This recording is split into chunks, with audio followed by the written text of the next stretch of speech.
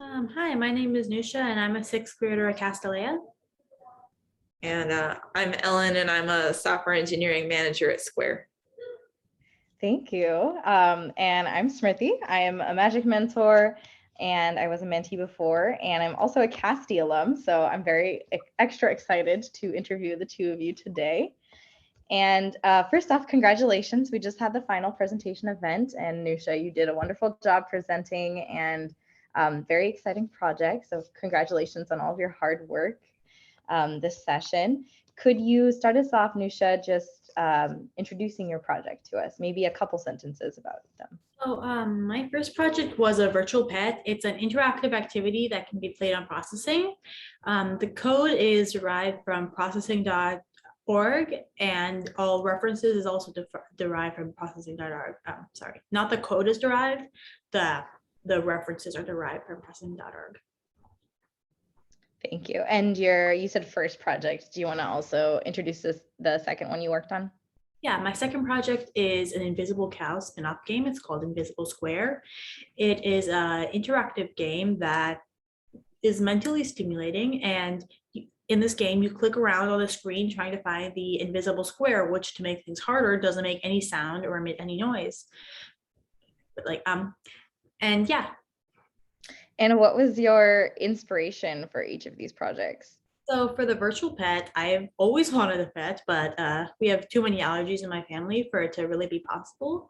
But I thought it would be really fun to have something that I could interact with as a pet, but not cause allergies to anyone in my family.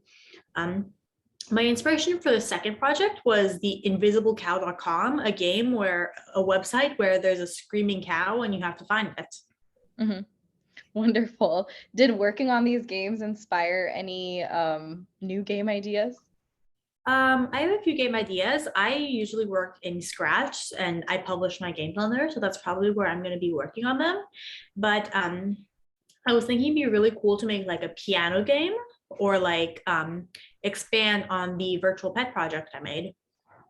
Very cool. And you mentioned this was in Scratch. You also you use Python for this as well? Yes, I use. Sorry. Yeah, what was it like? Was it your introduction to Python with this, or? Yeah, wow, congrats. I mean, very cool. You had such polished games from that. And kudos to you too, Ellen. I was wondering what it was like to learn that, and how did you approach that? What tools did you use? So for approaching Python, it was probably simpler. It was simpler because I had someone that could help me and guide me. And we used processing.org, which was the coding space that we were using in Python mode. And we also used a book called Learning Python for Kids by Adrian B. Tack. Nice. I've got to look into that one. Always looking for more resources. Very cool. And Ellen, have you made games before? What was it like working with Noosha on this? I think I made one game in a college class. that is the extent of my game development experience, I think. And then a really small one as part of another Magic project, but it was more of a ramp up project. Nice. Certainly one of something else. Noosha, what was some of your favorite parts of the projects that you worked on? I really liked creating the idea for the project, and also like creating a storage for these projects, and like figuring out how this code worked with that code and how to get them to work even better. Right. Nice. Were there any challenges that you ran into? Figuring out that Python used an earlier mode of Python than that was in the book, and also figuring out that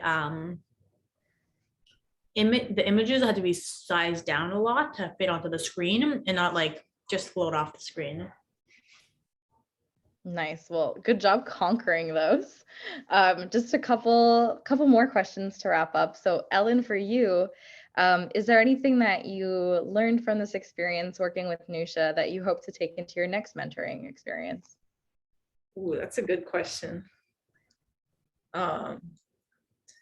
Maybe just be ready for a really good mentee.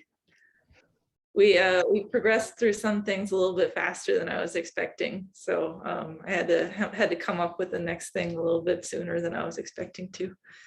More plans, more iterations. Yep. That's good. Yeah, I've been in that spot before too. And then Noosha, congrats, you're now a Mentee alum. But we'll have new mentees coming in, and I'm wondering if you have any advice for them. Always try to set some time for your homework for magic so that it doesn't get buried under all the other homework you get from other classes. That's great. Yeah, time management is key here.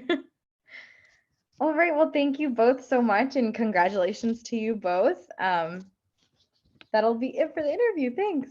Thank you. Thank you, Smitty. Bye.